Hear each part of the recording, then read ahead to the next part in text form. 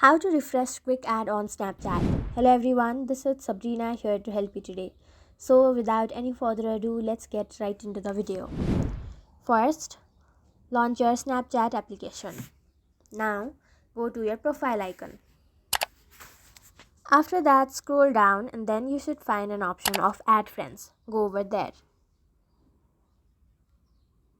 Tap on Find Friends and here your quick add friends will appear in this section.